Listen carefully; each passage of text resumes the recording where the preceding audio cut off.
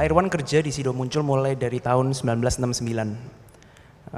Hingga tahun 1990 perusahaannya belum seberapa maju. Pertanyaannya, kenapa Pak Irwan decide untuk nggak berhenti aja atau pindah cari kerjaan yang lain? Kenapa Pak Irwan tetap gigih hingga akhirnya Sido Muncul menjadi Sido Muncul yang kita tahu sekarang? Ya, jadi kalau saya itu seumur hidup saya kerja di Sido Muncul aja. Belum pernah saya kerja di tempat lain. Ya, alasannya waktu pertama kali saya masuk di Sido Muncul karena tidak punya pilihan. Saya tidak punya pendidikan formal. Kemudian juga nggak ngerti kerja sama orang bagaimana. Jadi seumur hidup ini 20 tahun yang pertama itu saya di Sido Muncul. Terus kemudian memang tidak maju-maju.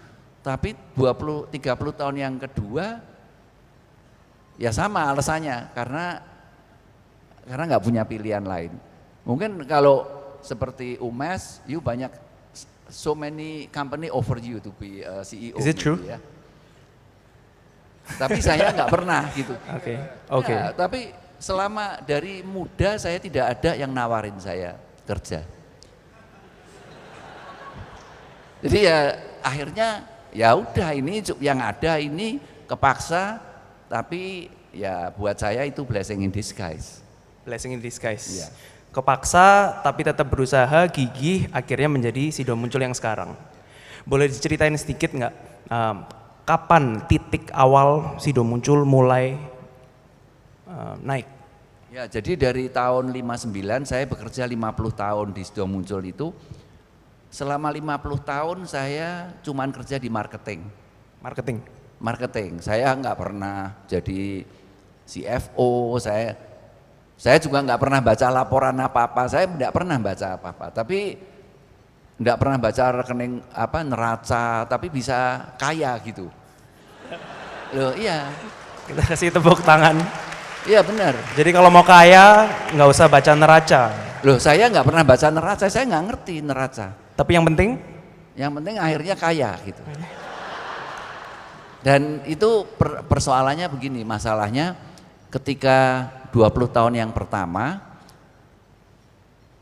saya merubah strategi. Akhirnya saya sadar bahwa sebenarnya saya menjual produk, tiap hari saya membuat produk untuk dijual, tapi nggak laku.